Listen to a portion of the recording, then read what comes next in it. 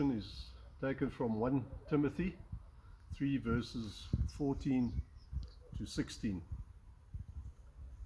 Although I hope to come to you soon, I'm writing you these instructions so that if I am delayed, you will know how people ought to conduct themselves in God's household, which is the church of the living God, the pillar and foundation of the truth. Beyond all question, the mystery of godliness is great. He appeared in the body, was vindicated by the Spirit, was seen by angels, was preached amongst the nations, was believed on in the world, and was taken up in glory.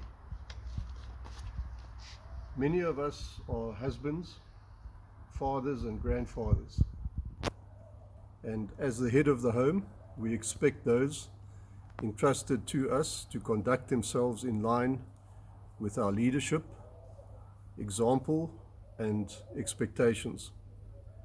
Those under our leadership are, after all, representatives of our household, ambassadors, as it were. But we know that we fail our family, and they fail us. Paul knew the shortcomings of men and writes some instructions to Timothy. Verse 14 introduces Paul's concern for the flock under Timothy's care to conduct themselves in a God-honoring manner. And we'll read verse 14. Although I hope to come to you soon, says Paul, I'm writing you these instructions so that if I am delayed, you will know how people ought to conduct themselves in God's household, which is the church of the living God, the pillar and foundation of the truth. Paul does not refer to a domestic household scenario, but points us to the household of God. And he does not stop there, but defines his focus even more.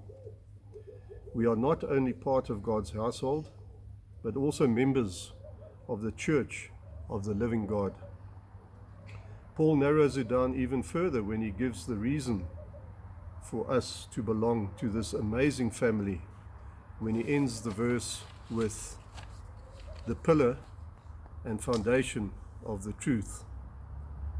We do not belong to an exclusive social club, a philanthropic NGO, or a sect or religion seeking the truth.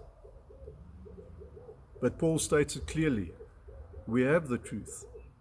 Our allegiance is not to Paul or Timothy, but indeed to Christ, the pillar and foundation of the truth.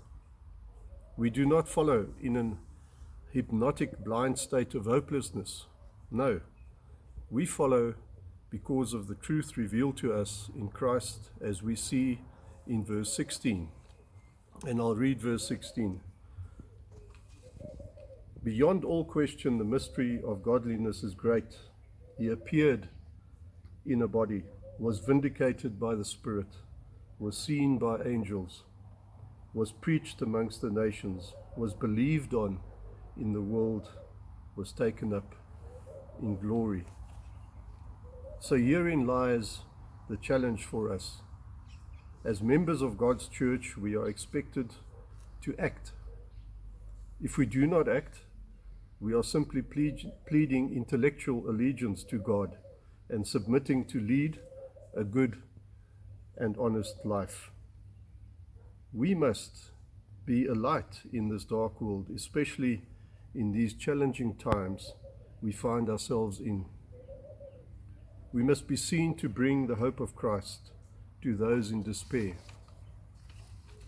Paul underlines this in verse 16. This is not an instruction from Paul that we have to obey, but from Christ. He is the object and foundation of our faith. We have been redeemed by his blood on the cross, and he is now seated in glory with his Father. And herein lies the living and true hope we as believers have because of Christ. And it is because of Christ that we conduct ourselves differently to the world. It is because of Christ that we dare not hide our lights under a bushel. It is because of Christ that we can face tomorrow with confidence and assurance. No matter what the future holds, our eternal inheritance is secure. Because we cannot meet together in a building presently does not mean we cannot shine for Christ.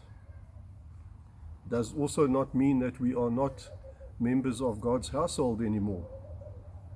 The buildings in Arcadia and the Hill do not comprise the church. You and I, believers in Christ, are the church, the household of God, the bride of Christ. What an honor and privilege it is to be part of God's household.